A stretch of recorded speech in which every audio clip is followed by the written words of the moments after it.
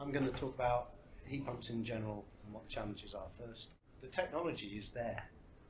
It's readily available. You can buy it from off the shelf in a number of different sizes. And it's very tempting to sort of just take a boiler out and put some heat pumps in, which Mo is going to show how that actually works.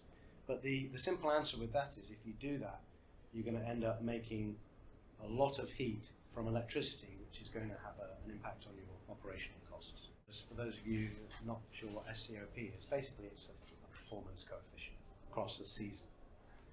And in that example there, we've got a COP of 2, which means that every unit of electricity you put in, you're going to get 2 units of heat out. It's a typical hospital. You're buying gas at 5p, you're buying electricity at 20p, you're using 10 million kilowatt hours a year of heat. And even in that scenario, what I've shown here on the graph is the yellow line is basically the cost difference between using gas to heat your site and then using electricity to heat your site. So from that graph, very roughly, you can see the break-even point on that particular hospital is an SCOP of 3.5. Typical comparison with the boiler is better efficiency. So 1 unit of gas gives you about 0.95 units of heat, whereas a unit of electricity could deliver anywhere between 4 to 5 units of heat. Reduces carbon emissions, so direct impact on decarbonization. And of course, low maintenance costs. You put in a unit of electricity, depending on the type of heat pump out there, it absorbs heat from the source. So in case of water source, you typically get around 4 units of heat from the medium and give you 5 units of output heat. For an air source, and the unit draws about 3 units of heat from the source and gives you about 4 units of heating output.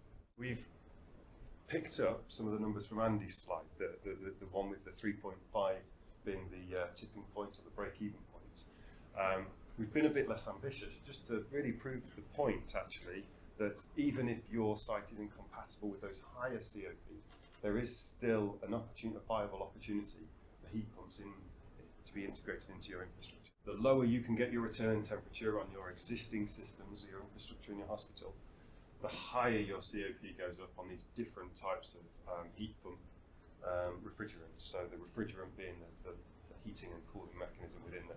We'll do a couple of case studies. It's a heat pump which does cooling and heating. Connected to that is this set of tanks here, which get heated up with hot fluids from the heat pump, and then in turn those hot fluids, they generate hot water, domestic hot water at 62 degrees. We believe that you should use rooftops wherever you have a bit of spare roof to push solar power straight into the heat pump.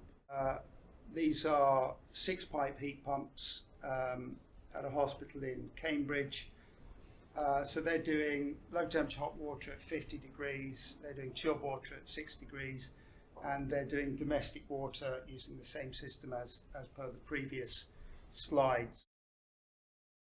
It's difficult to justify the economics of a heat pump versus a boiler, but luckily we don't have to, because you've got to get rid of boilers for other reasons. There is a sense of inevitability that if you, for example, a site that's got a CHP now can install a heat pump, and that can complement how the CHP works and be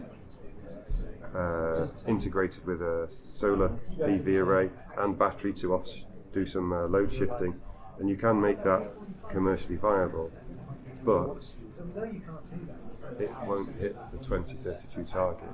So in all of our modelling of what needs to be done in that circumstance, the CHP will unfortunately have to be turned off at 2032 to hit 2032 carbon target. You know, we need to be thinking differently, but it's not a one-fit solution in my opinion. Yeah.